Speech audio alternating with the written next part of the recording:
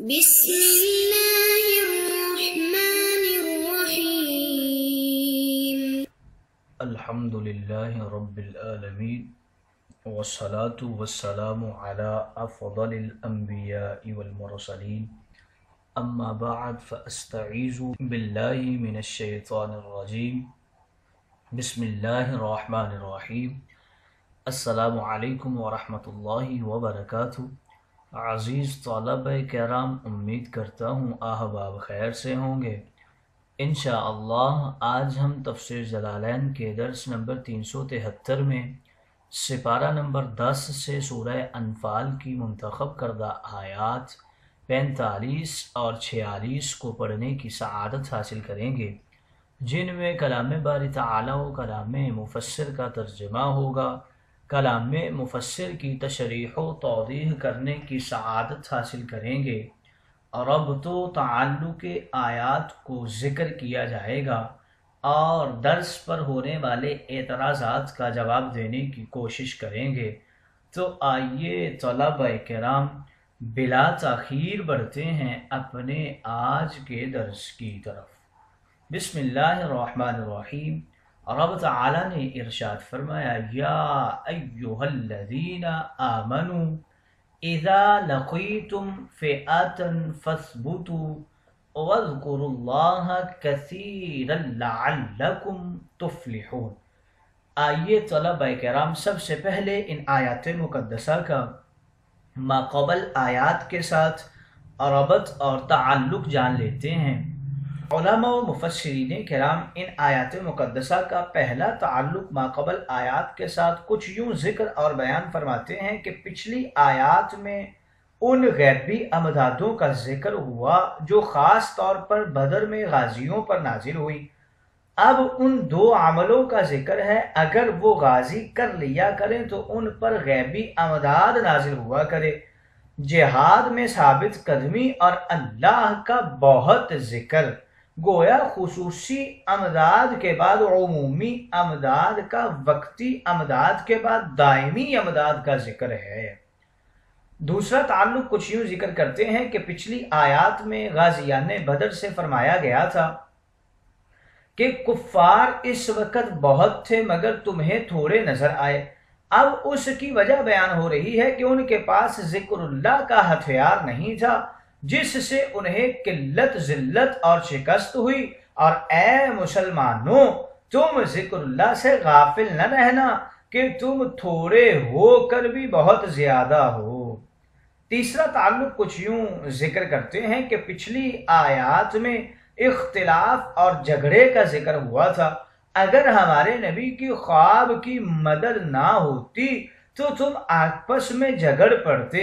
اب ارشاد ہوا کہ آئندہ خواب نہیں ہوگی، مگر تم بہت احتیاط رکھنا کہ یوں تو کبھی بھی مگر خصوصاً بحالت جہاد آپس میں اختلاف نہ کرنا، اللہ رسول کی اطاعت کرنا، انشاءاللہ فتح و نصرت ہر میدان میں تمہارے قدم چومے گی۔ آئیے طلبہ کرام ربط و تعلق آیات کے بعد بڑھتے ہیں آج کے درس کے ترجمہ کی طرف۔ رب تعالیٰ نے ارشاد فرمایا، یا ایہا الذین آمنوا، اے ایمان والو، اذا لقیتم فئۃ فاثبتوا واذکروا اللہ کثیرا لعلکم تفلحون۔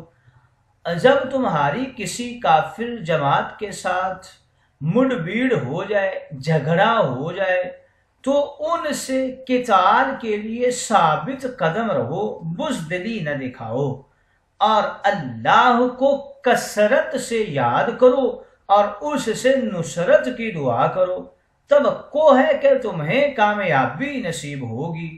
اللہ اور اس کے رسول کی اطاعت کرو، وَلَا تَنَازَعُوا فَتَفْشَلُوا وَتَذْهَبَ رِيحُكُمْ وَاصْبِرُوا إِنَّ اللَّهَ مَعَ الصَّابِرِينَ۔ اور آپس میں اختلاف نہ کرو ورنہ تمہارے اندر کمزوری پیدا ہو جائے گی اور تمہاری ہوا اکھڑ جائے گی، تمہاری شان و شوکت اور طاقت جاتی رہے گی۔ وَاصْبِرُوا، صبر سے کام لو، ان اللہ مع الصابرین، یقیناً اللہ نصرت و اعانت کے ذریعے صبر کرنے والوں کے ساتھ ہے۔ آئیے طلبہ کرام ترجمہ کے بعد بڑھتے ہیں آج کے درس کی تشریح و توضیح کی طرف۔ مسلمانوں کو جنگ کے سلسلہ میں 5 ہدایتیں دی جا رہی ہیں اور وہ آداب بتائے جا رہے ہیں جن کو مقابلہ کے وقت ملحوظ خاطر رکھنا بڑا ضروری ہے۔ سب سے پہلی ہدایت جو کہ فتح و کامرانی کی نشان ہے، یہ کہ دشمن سے مقابلہ کرتے وقت ثابت قدمی اور استقلال بڑا ضروری ہے، کیونکہ اس کے بغیر میدان جنگ میں ٹھہرنا ممکن ہی نہیں ہے۔ تاہم اس سے تحرف اور تحیز کی دونوں صورتیں مستثنیٰ ہوں گی، کیونکہ بعض دفعہ ثابت قدمی کے لیے تحرف یا تحیز ناگزیر ہوتا ہے۔ دوسری جو ہدایت مسلمانوں کو کی گئی وہ یہ کہ اللہ کی طرف کثرت کے ساتھ متوجہ رہیں۔ اگر مسلمانوں کی تعداد زیادہ ہو تو کثرت کی وجہ سے ان کے اندر عجب و غرور پیدا نہ ہو جائے، بلکہ اصل توجہ اللہ رب العزت کی مدد پر مرکوز رہے۔ تیسری ہدایت کیا فرمائی؟ اللہ اور اس کے رسول کی اطاعت کرو۔ ظاہر بات ہے کہ ان نازک حالات میں اللہ اور رسول صلی اللہ علیہ وسلم کی اطاعت نہایت ضروری ہے۔ اگرچہ اطاعت ہر حال میں ضروری ہے، مگر میدان جنگ میں اس کی اہمیت 2 گنا ہو جاتی ہے۔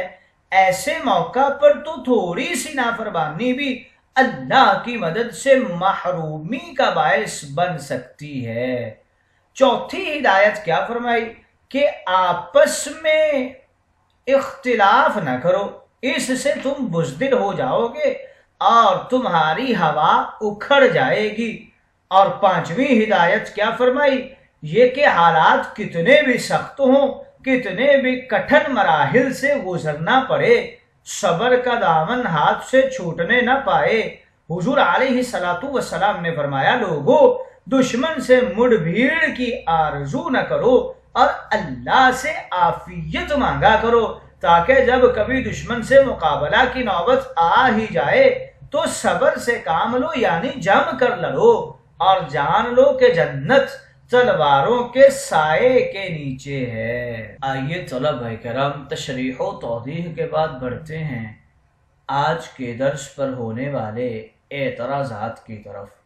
پہلا اعتراض یہ ہوتا ہے کہ اس آیہ سے معلوم ہوا کہ بحالت جہاد غازی کو ڈٹ جانا چاہیے، کسی بھی صورت میں ہٹنا یا بھاگنا نہیں چاہیے، مگر دوسری آیہ مقدسہ میں وَمَن يُوَلِّهِمْ يَوْمَئِذٍ دُبُرَهُ إِلَّا مُتَحَرِّفًا، جن سے معلوم ہوا کہ عین جنگ میں 2 صورتوں میں مقابلہ سے بھاگ جانا بالکل جائز ہے، جنگی تدبیر کے لیے پیچھے ہٹنا یا بچھڑے ہوئے غازی کا اسلامی لشکر سے مل جانے کے لیے۔ یہ آیہ اس آیہ مقدسہ کے خلاف ہے، تو اس کا جواب کچھ یوں دیتے ہیں کہ ثابت قدم رہنے کی 3 صورتیں ہیں۔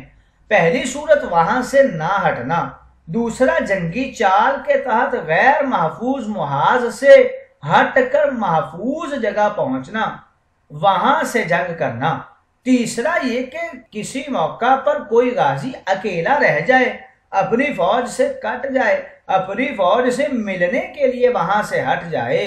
یہ آخری 2 صورتیں تمہاری پیش کردہ آیت میں ہیں اور پہلی صورت اس آیہ مذکورہ میں ہے، لہذا آیات میں تعارض نہیں ہے۔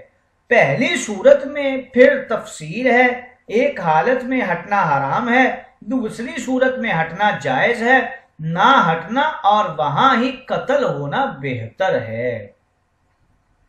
دوسرا اعتراض آج کے درس کے اوپر یہ ہوتا ہے کہ اذکر اللہ کی تفسیر میں نعرہ تکبیر بھی داخل مانا کہ بوقت جہاد نعرہ بھی لگایا جائے، مگر حدیث شریف میں ہے کہ غزوہ خیبر کے موقع پر صحابہ نے نعرہ تکبیر لگایا تو حضور نے اسی وقت سختی سے منع فرما دیا۔ یہ تفسیر اس حدیث کے خلاف ہے۔ جواب اس کا یہ دیتے ہیں کہ وہاں حضرات صحابہ نے جہاد میں جاتے وقت راستہ میں نعرہ لگایا تھا اور حضور کا یہ ارادہ تھا کہ دشمن کو ہمارے آنے کی خبر نہ ہو اور اچانک ان پر جا پڑے، انہیں سنبھلنے کا موقع نہ دیں، بغیر خون خرابہ کے خیبر فتح ہو جائے۔ اس وقت نعرہ مارنا مصلحت کے خلاف تھا، اس لیے منع فرما دیا۔ خلاصہ یہ ہے کہ اگر نعرہ مارنا مصلحت کے خلاف ہو تو خفیہ ذکر کریں اور اگر مفید ہو تو نعرے خوب لگائیں۔ لہذا نعرہ تکبیر پر بھی اذکر اللہ کا اطلاق بالکل درست ہے۔ تیسرا اعتراض یہ ہوتا ہے کہ یہ آیا تا قیامت مسلمانوں کے لیے ہے، مگر اطیع اللہ و رسولہ سے معلوم ہوتا ہے کہ صرف صحابہ کرام کے لیے ہے، کیونکہ انہی میں حضور انور ہوتے تھے، انہی کو جہاد کے احکام دیتے تھے، وہی ان احکام کی اطاعت کرتے تھے۔ اس کا جواب یہ دیتے ہیں کہ اللہ کی براہ راست اطاعت واقعی ان حضرات کو ہی میسر تھی، مگر بالواسطہ اطاعت تا قیامت مسلمانوں کو میسر ہے۔ عالم، شیخ، امیر کی اطاعت حضور ہی کی اطاعت ہے۔ فرماتے ہیں من یطیع الامیر فقد اطاعنی، جس نے اپنے حاکم مومن کی اطاعت کی اس نے میری اطاعت کی۔ اب غزوہ میں سے اپنے سپہ سالار امیر جیش کی اطاعت کرنی چاہیے، اب بھی فوج کا حکم ماننا بہرحال ضروری ہے، ورنہ انتظام برقرار نہیں رہ سکتا۔ آئیے طلبہ کرام اعتراضات کے بعد بڑھتے ہیں فوائد کی طرف۔ ان آیات مقدسہ سے ہمیں کچھ فوائد بھی حاصل ہوتے ہیں۔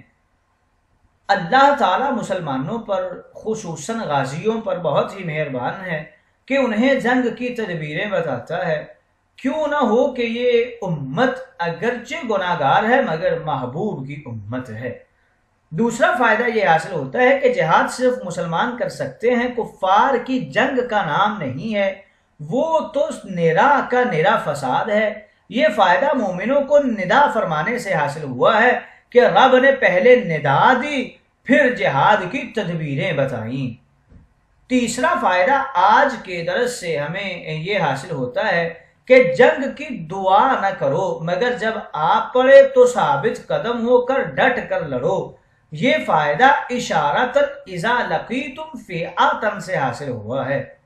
چوتھا فائدہ آج کے درس سے ہمیں یہ حاصل ہوا ہے کہ کبھی دشمن کو حقیر نہ جانو، اس کے مقابلہ کی تیاری پوری کرو، لڑو تو جم کر لڑو۔ یہ فائدہ اشارتاً فثبتوا سے حاصل ہوا ہے اور رب تعالیٰ ارشاد فرماتا ہے وَأَعِدُّوا لَهُمْ مَا اسْتَطَعْتُمْ مِنْ قُوَّةٍ وَمِنْ رِبَاطِ الْخَيْلِ۔ پانچواں فائدہ آج کے درس سے ہمیں یہ حاصل ہوتا ہے کہ اللہ کا ذکر بہترین عبادت ہے، یوں تو ہمیشہ ہی کرتے رہنا چاہیے، مگر خاص حالات خصوصاً آفات و بلیات میں زیادہ کرے۔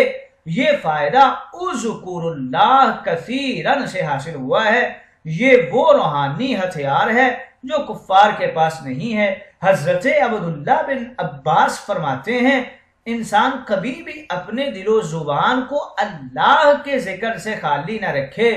اگر کوئی شخص مشرق سے مغرب تک مال کی سخاوت کرتا جائے، دوسرا مغرب سے مشرق تک جہاد کرتا جائے، ان دونوں سے اللہ کا ذکر افضل ہے۔